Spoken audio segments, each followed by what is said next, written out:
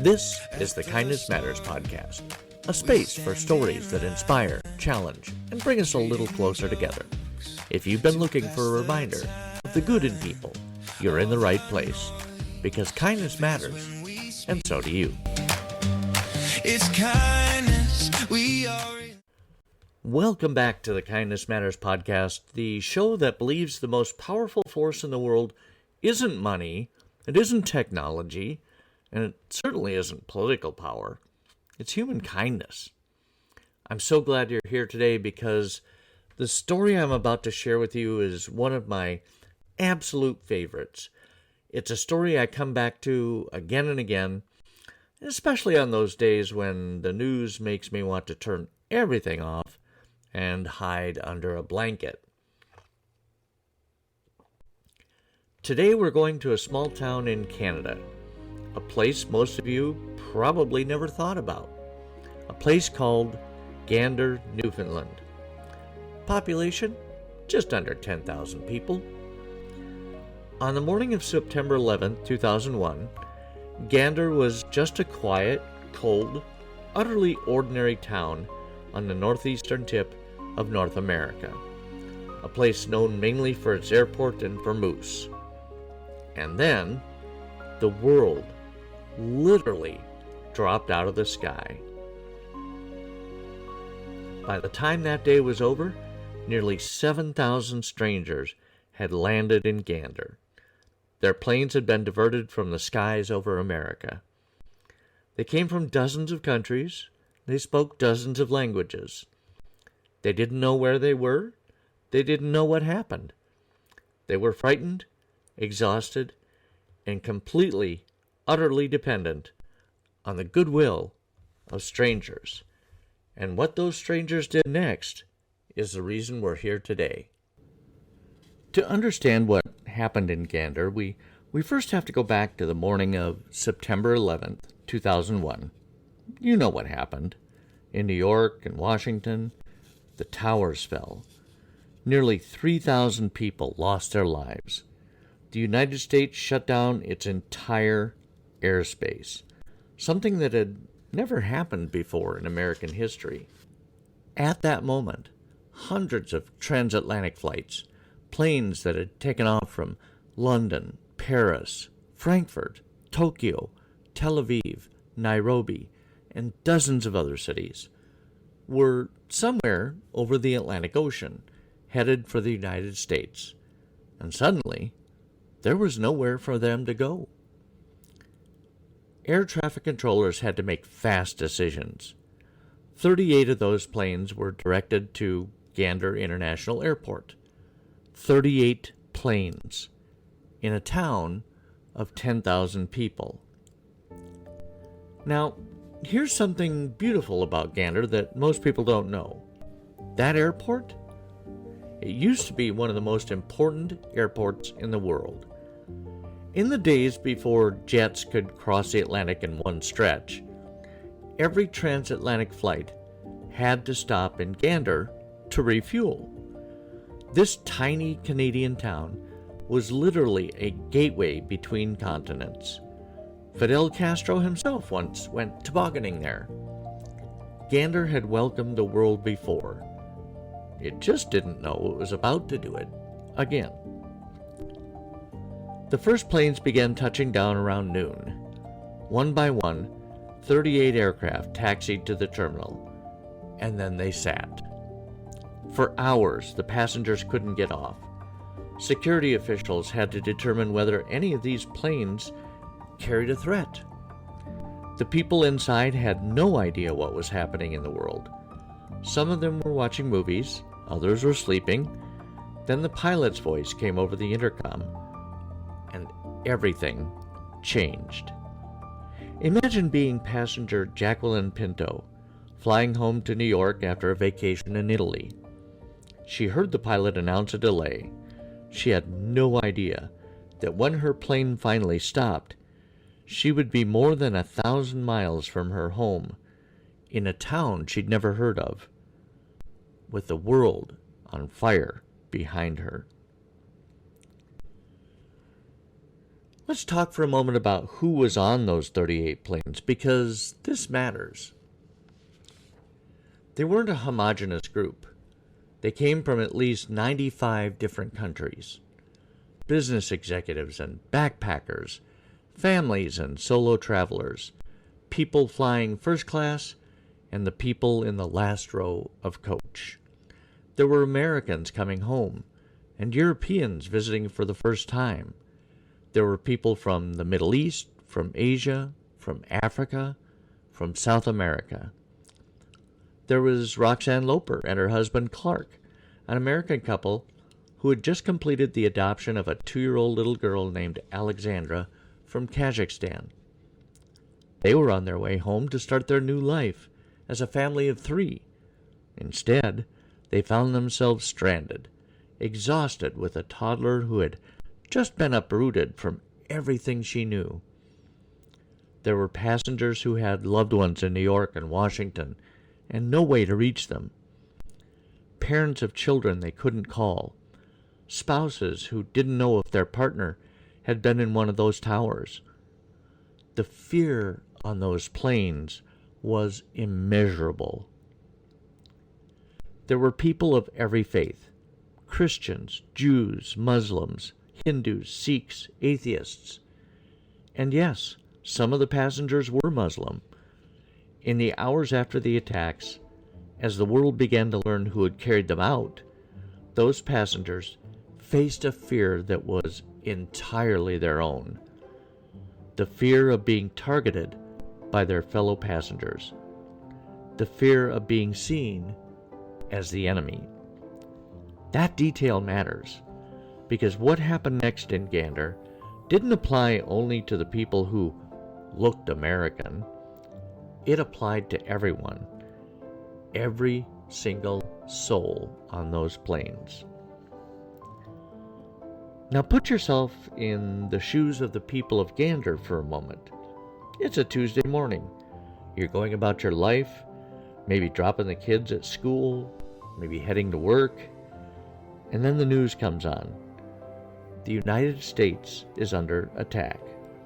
Towers are falling. The world is in chaos. And then your phone rings, or your neighbor comes to the door and says, 38 planes just landed at the airport. There are almost 7,000 people who need help. What do? The people of Gander didn't hesitate, not for 1 second. The local television station put out a simple message: lend a hand, do what you can. And that was enough. Within hours, the community center was opened as a shelter. Then the schools, then the hockey arena.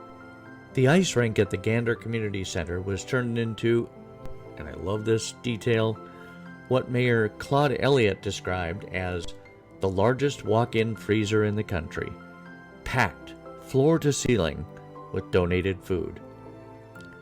Pharmacies in town filled prescriptions for free, for strangers, without being asked.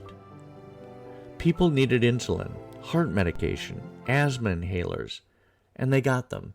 No questions, no charge. Banks of public telephones were set up so the plain people, that's what the locals came to call them affectionately, could call their families.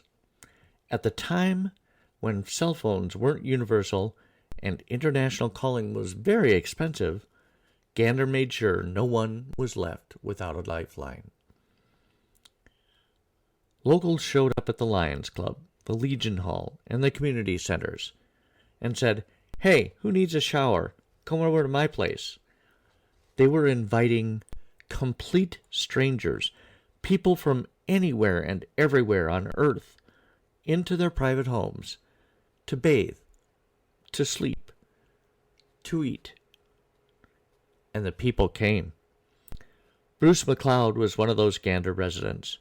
He opened his home to Roxanne and Clark Loper, and little Alexandra, that 2-year-old girl from Kazakhstan who'd just been adopted, now stranded in yet another strange land. Bruce and his wife Susan took them in, fed them, gave them a bed, and made them feel safe.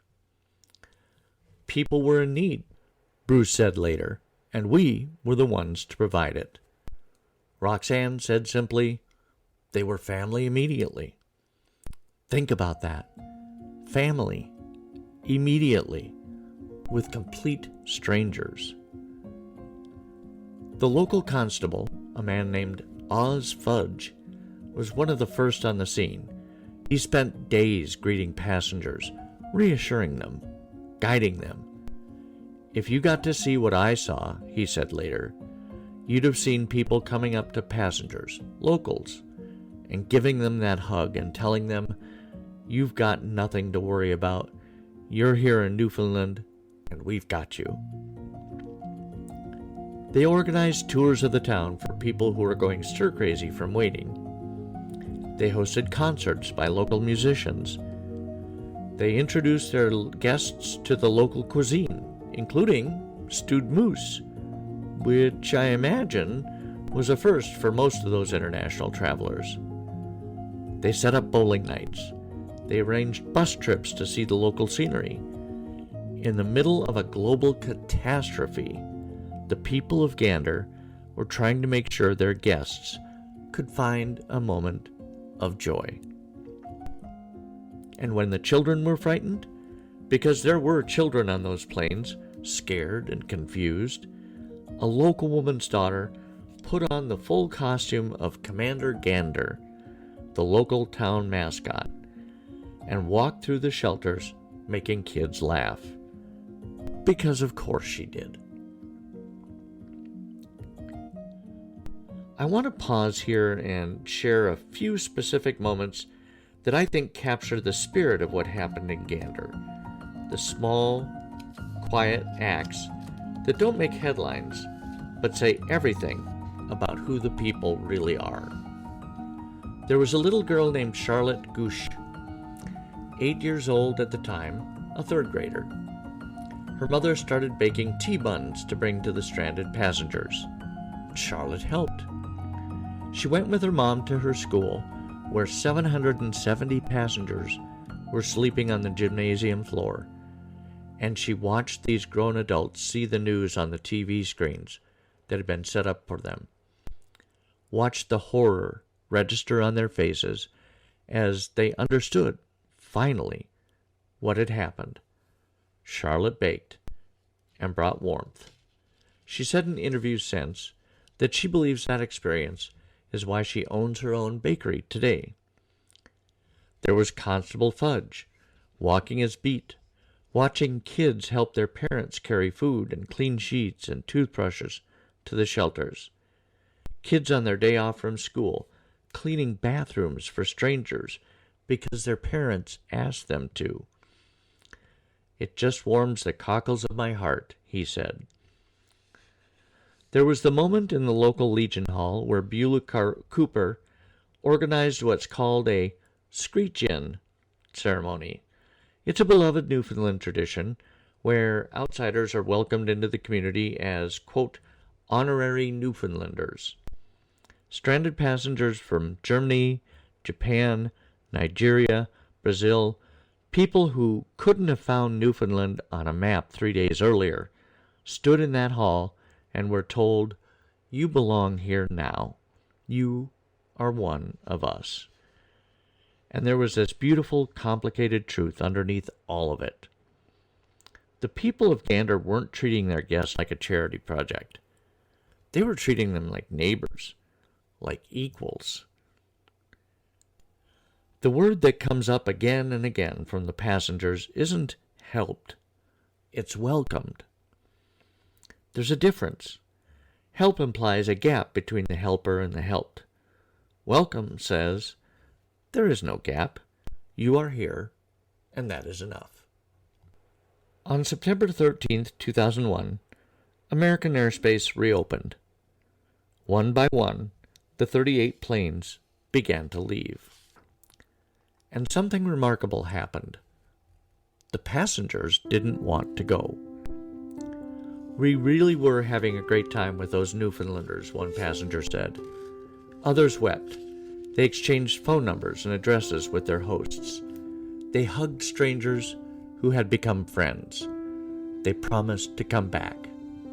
And many of them kept that promise. Passengers created websites dedicated to their individual flights, sharing stories and staying connected with each other and with the locals who had cared for them. They traveled back to Gander for anniversaries of the attacks.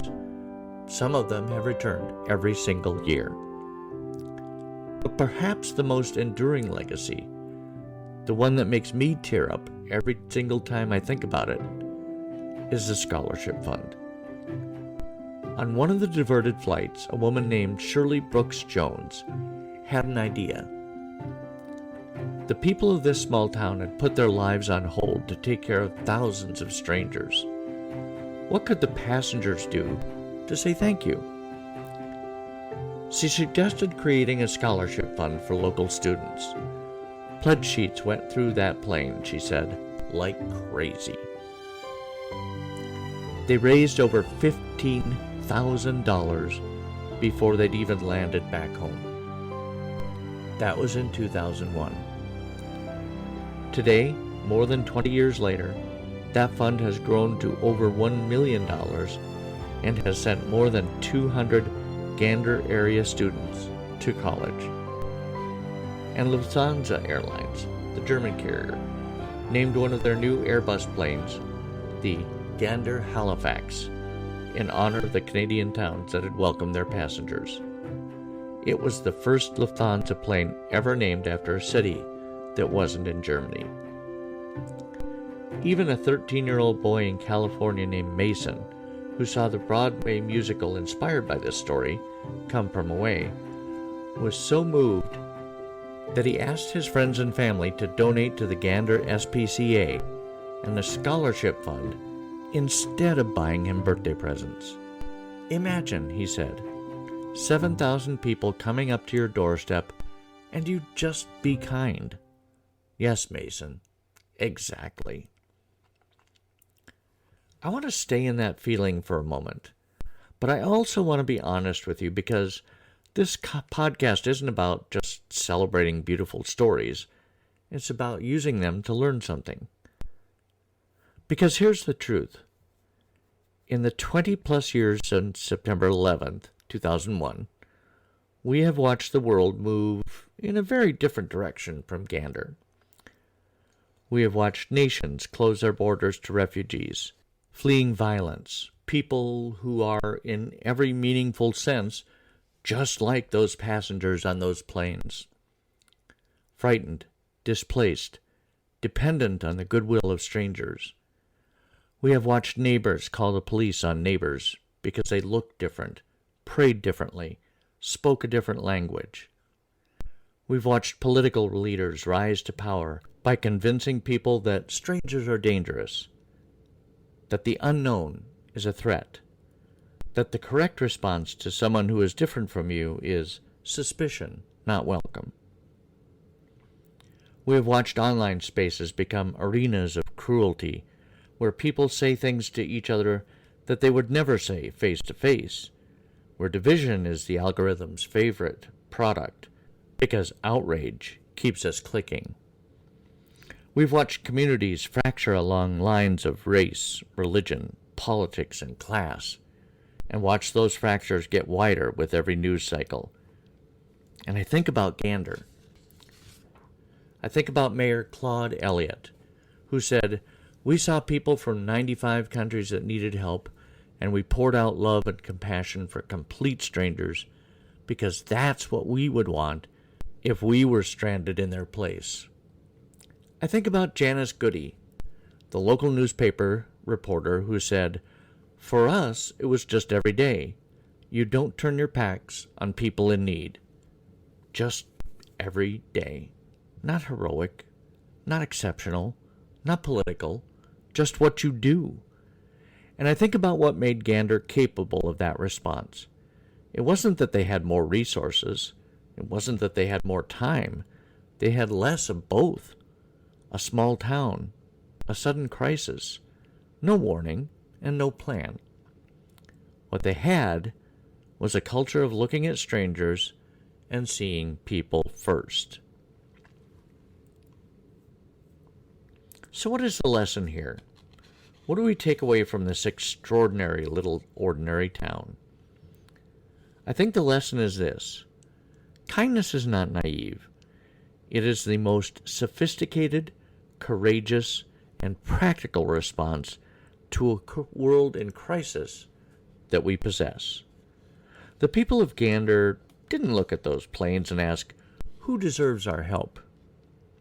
They didn't sort the passengers by nationality or religion or politics or what they looked like.